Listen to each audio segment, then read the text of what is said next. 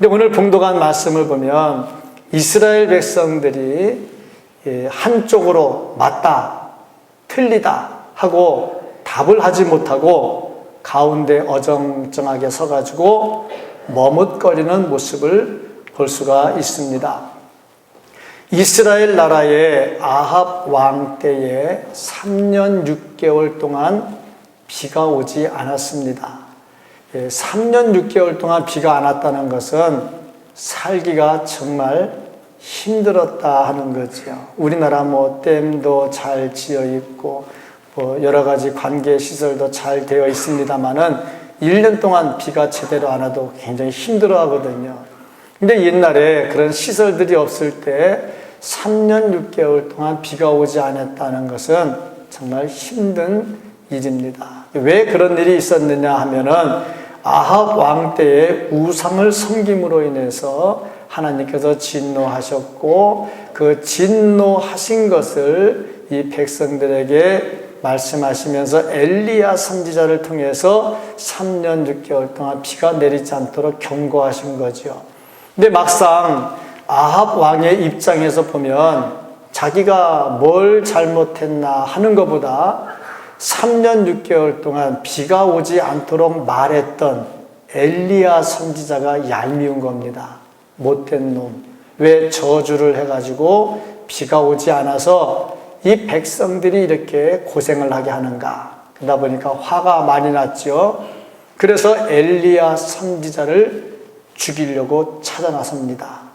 근데 엘리야 선지자가 도망을 가버렸어요. 도망을 갔는데 쉽게 잡히지는 않습니다. 근데 엘리야 선지자도 도망 다니는 것도 하루 이틀이지 3년 6개월 도망이 쉬운 것도 아니고 또한 도망 다닌다고 해결될 일도 아니지요. 그래서 이제 아합 왕을 만나서 단판을 짓기로 합니다. 진짜 하나님이 누군지 찾아보자 이거지. 한번 판가름 해보자. 네가 믿는 바알신과 아세라신이 진짜 하나님인지 우리가 믿는 하나님이 진짜 하나님인지 한번 판가름 해보자 하고 이제 기도의 대결을 하러 아합 왕을 찾습니다. 그때 아합 왕이 엘리야를 만나서 하는 말이 뭐냐면 말씀에 그 17절 말씀을 보면 엘리야를 볼 때 아합이 그에게 이르되 이스라엘을 괴롭게 하는 자여 너냐 하고 말을 해요.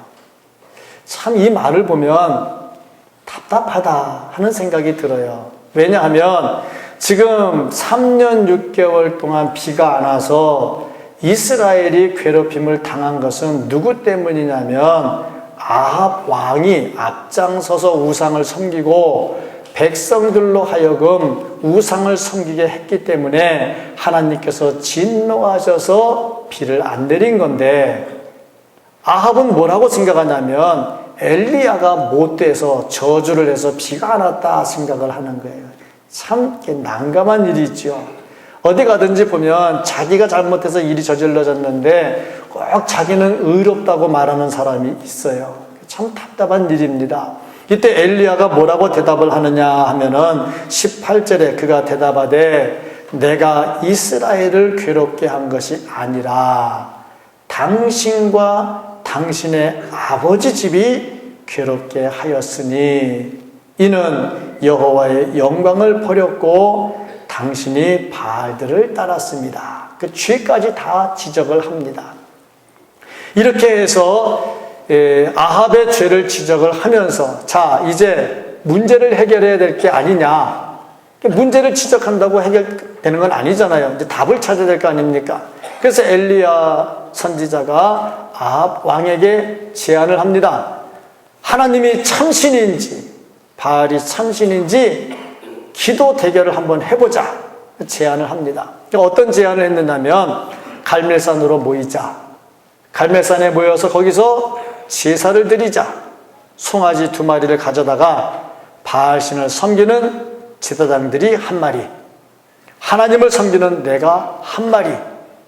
그래서 그걸 각을 떠가지고 다 떠가지고 나무 위에 올려놓고 기도하자. 그래서 하늘에서 불이 내려와서 그 나무에 불을 붙여가지고 송아지를 태워버리면 그분이 참 하나님이다 하고 기도 대결을 제안을 합니다. 이때 아합 왕이 좋다고 답을 해요. 저는 그게 참 이상한 거예요.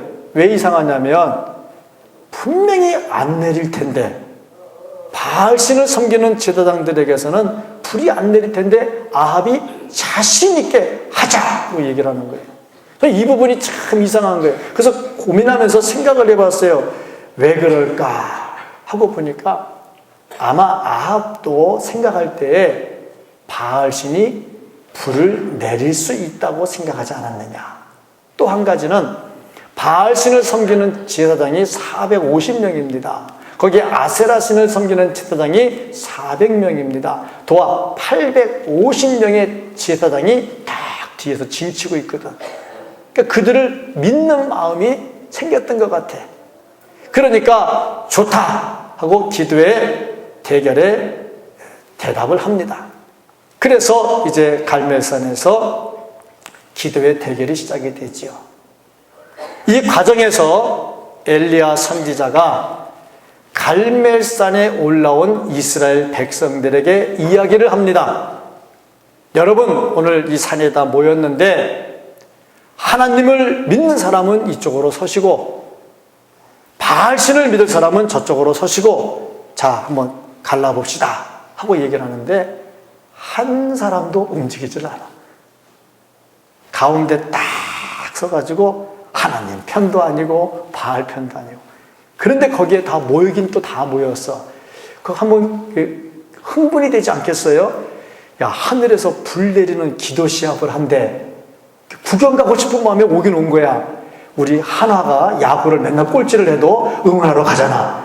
가가지고 홈런 한 방 치고 와 하고 또 저도 또 와 하고 또 그러잖아. 그거 보러 가잖아. 그러니까 더군다나 야구도 아니고 하늘에서 불 내리는 시합을 한다는데 그거 안 갈 사람이 어디 있겠어요? 와, 모여서 갔는데 하나님을 믿으면 이쪽으로 오고 바알 믿으면 저쪽으로 가는데 안 하고 가운데 서가지고 머뭇하는 거야. 그러니까 엘리야가 또 말합니다. 언제까지 머뭇하려느냐? 갈라서라. 안 갈라서요. 이들의 모습은 지금 우리들의 모습과 다를 바가 없습니다. 우리는 하나님을 믿노라고 하고 예배드린다고 하면서도 막상 이런 문제가 딱 터지면 뒤도 안 돌아보고 하나님 편에 딱 달라붙을 것인가? 아니면 중간에서 눈치 보고 있을 것인가? 이 현대인들의 모습이에요.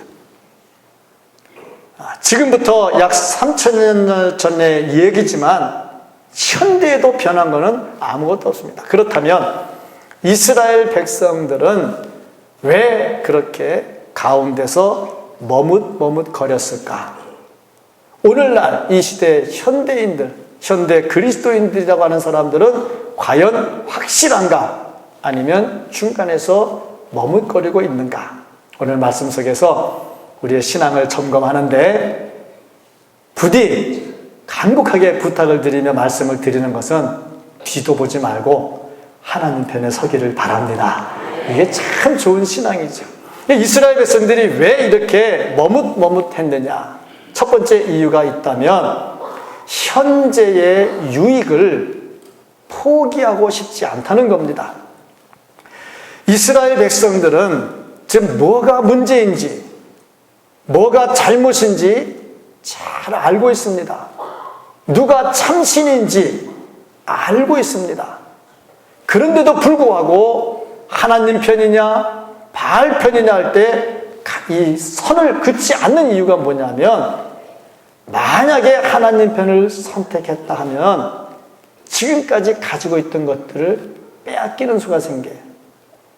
불이익을 당하는 수가 생긴다 이 말이죠.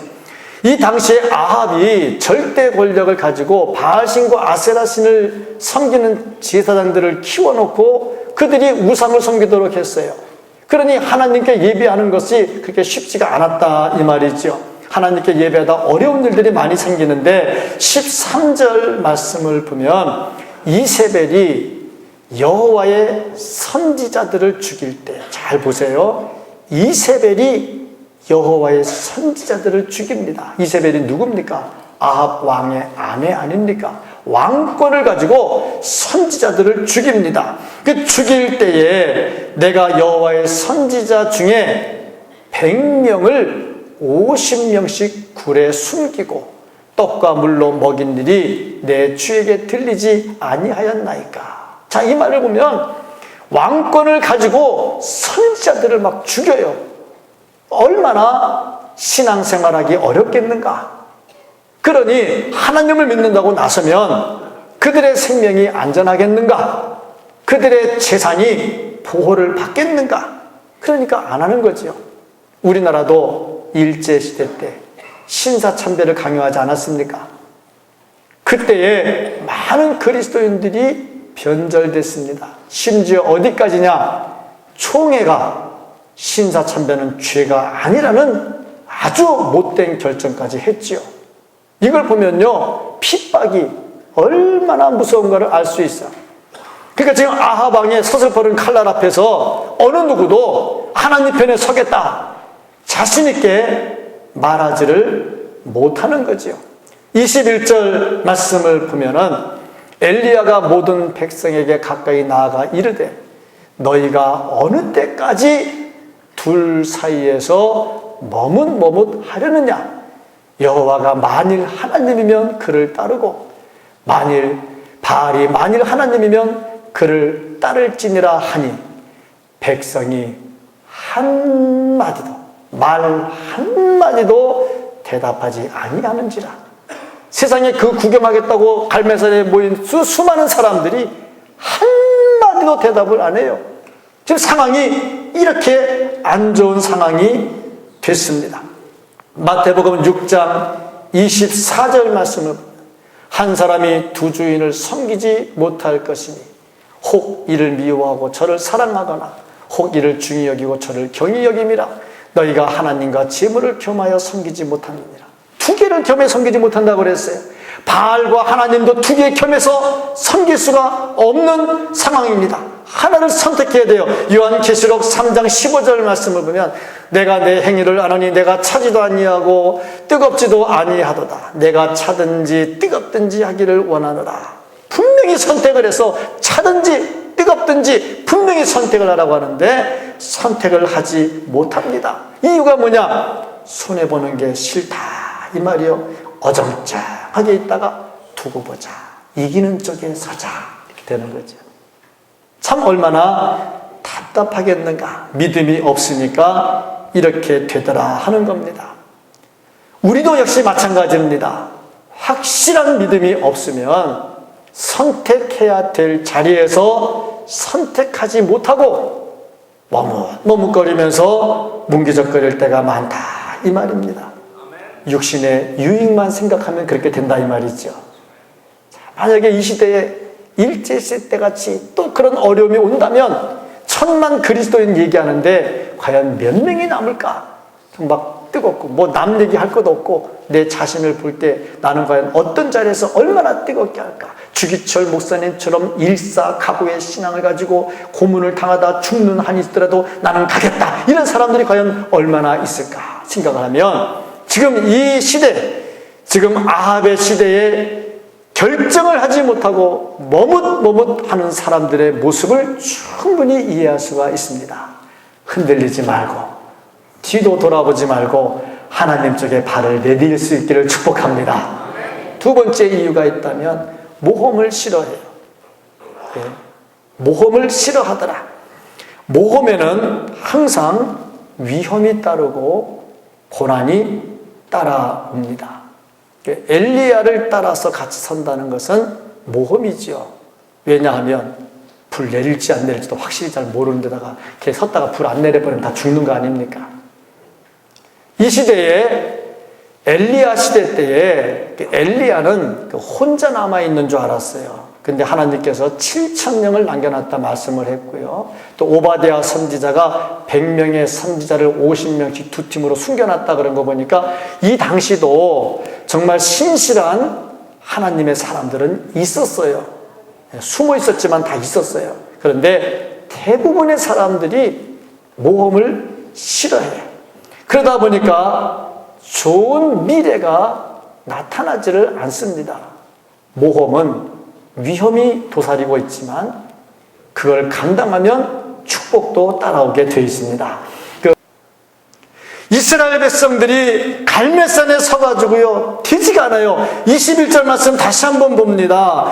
엘리야가 모든 백성에게 가까이 나아가 이르되 너희가 어느 때까지 둘 사이에서 머뭇머뭇하려느냐. 여호와가 만일 하나님이면 그를 따르고 바알이 만일 하나님이면 그를 따를지니라 하니 백성이 말 한마디도 대답하지 않은지라. 저는 이 말 볼 때요, 속이 막 터져요. 왜 터지냐면요, 엘리야가 이렇게 하나님의 말씀을 가지고 기도할 때에 그 앞에 서 있는 사람들이 다 하나님의 백성들 아닙니까? 하나님의 백성들이 엘리야 선지자의 말을 들으면 아멘 선지자여 힘내시옵소서 우리가 같이 돕겠습니다 막 이러고 나와야 되잖아. 내가 이런 말하고 성도들은 아멘 해야 되잖아. 아멘 아무도 안 하고 있잖아. 마찬가지로 갈멜산에서 아무도 아멘을 안 하는 거야. 말 한마디도 안 하는 거야. 속이 뒤 터지는 거야. 도대체 나는 이런 일 당할 때 우리 교인들은 어떻게 하고 있을까? 막 속이 막 뒤 터지는 거야. 말 한마디도 안 하고 있는 거지. 정말 답답한 일이 일어나요. 그러니까 얼마나 답답했으면 22절 엘리야가 백성에게 이르되 여호와의 선지자는 나만 홀로 남았으나. 자, 이 말 할 때 엘리야의 심정이 어땠을까? 세상에 믿을 놈 하나도 없네. 그런 마음일까? 아니면 이들이 대답하지 못할 때 얼마나 속상할까? 그런 마음일까? 나만 홀로 남았으나. 자, 여기서 무엇을 생각할 수 있느냐면 하나님의 사람이 하나님의 일을 하는데 돕지 않거나 방해하거나 모함하는 것은 누구를 방해하고 모함하는 것이냐면 하나님을 방해하고 모함하는 일이라는 거지요. 이건 참 하나님의 마음을 아프게 하는 겁니다. 어떻게 한 사람도 말 한마디도 도와주지 않냐 이거죠. 참 이것이 이스라엘 백성들의 모습이다 하는 거죠. 왜 그랬느냐? 믿음이 없는 거죠. 그리고 희생하기를 싫어하고 모험하기를 싫어하는 거죠. 그렇다면 이 시대에 우리는 어떤가? 과연 하나님의 일을 위해서 모험을 좋아하는가? 아니면 희생하기 싫어서 모험을 하지 않으려고 하는가?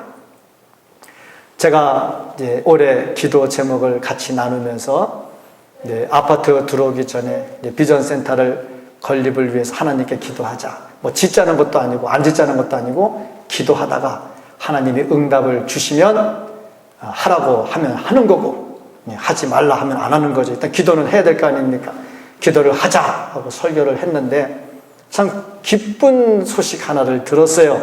그게 뭐냐면 기도하자 그러고 설교를 했는데 어느 집사님이 저에게 말씀하시기를 목사님 적금을 시작했습니다. 아멘 소리가 이렇게 안 나와가지고 글쎄 기도를 아직 덜 해서 모르겠지만 저는 기도하자고 했는데 벌써 적금을 시작했습니다 하는 분이 나오시더라고요. 이게 보니까 뭘 말하냐, 벌써 모험이 시작이 되는 겁니다. 모험을 감당할 때 어떤 희생도 감당할 때 머뭇머뭇거리는 게 아니라 반드시 움직임의 역사가 나타납니다. 자, 이스라엘 백성들 그게 없었던 거죠. 세 번째 이것이었다면요, 신앙의 체험이 없었어요. 참 좋은 신앙은 체험적 신앙입니다. 우리가 어떤 상황이 되든지 흔들리지 않으려면 말씀을 굳게 잡고서는 체험적 신앙이 돼야 됩니다. 엘리야 역시 마찬가지죠. 다 하나님을 선택하지 않아요. 머뭇머뭇거려요. 나만 혼자 남았어요. 그래도 흔들리지 않는 것은 뭐냐? 체험적 신앙이다 이 말입니다. 그래서 하나님께 기도합니다. 자, 그런데 이제 변화가 일어납니다. 어떤 변화가 일어나느냐? 30절 말씀을 보면은 엘리야가 모든 백성을 명하여 이르되 내게로 가까이 오라. 백성이 다 그에게 가까이 가네. 잘 보세요. 아까는 한 사람도 안 왔어요. 말 한마디도 안 했어요. 그때 이제 변화가 일어납니다. 가까이 오라. 그래 가까이 가지요. 한 사람의 체험적 신앙에 뜨거움이 있으니까 주변에 사람들이 모이기 시작을 하는 겁니다.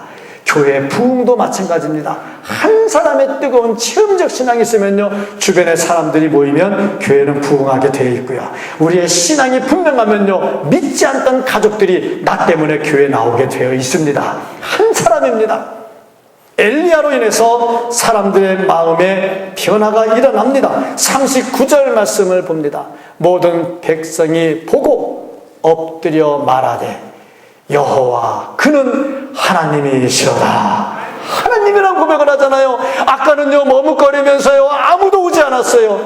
근데 이제 그 입에서 여호와가 하나님이라고 고백을 합니다. 40절 말씀을 보면요, 엘리야가 그들에게 이르되 바알의 선지자들을 잡되 그들 중 하나도 도망하지 못하게 하라 하매 곧 잡은지라 엘리야가 그들을 기손 시내로 내려다가 거기서 죽이니라. 450명의 바알 선지자들을 한 번에 다 잡아 죽입니다. 이 엘리야 혼자 450명을 어떻게 죽입니까? 그 산에 왔던 사람들, 어느 쪽에 서야 될지 몰라서 머뭇거렸던 사람들이 확실한 것을 보고 나니까 체험적 신앙이 되고, 그러니까 그들의 잘못된 제사장들을 전부 잡아가지고 한 차례 다 죽여버립니다. 그렇습니다. 머뭇거리는 신앙이 분명해지려면 말씀을 붙들고 체험적 신앙으로 바뀌어야 됩니다. 이런 신앙 갖고 살기를 축복합니다.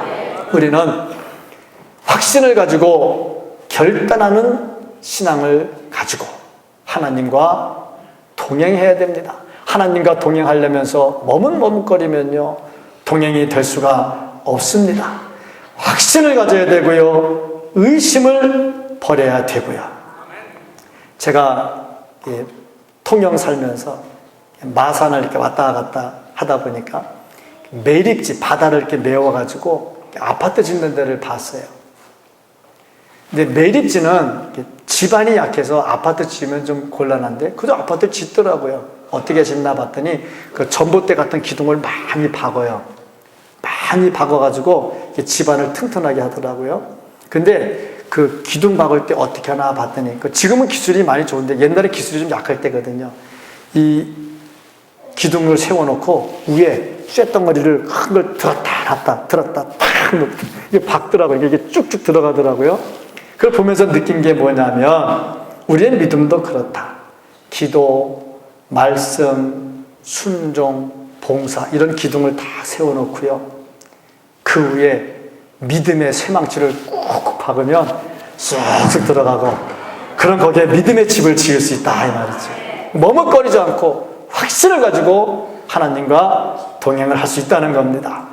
우리는 현재 유익 때문에 하나님을 향한 결단, 동행을 포기해서도 안 되고, 고난이 싫어서 모험하지 않겠다고 하나님과 동행하는 것을 포기해서도 안 되고, 체험적 신앙을 가지고 하나님과 동행해야 됩니다. 믿음의 쇠망치로 박아서 깊게 박혀가지고 하나님과 동행하는 일에 성공할 수 있는 우리 모두가 될 수 있기를 예수님의 이름으로 간절히 축복합니다. 아멘. 기도하겠습니다.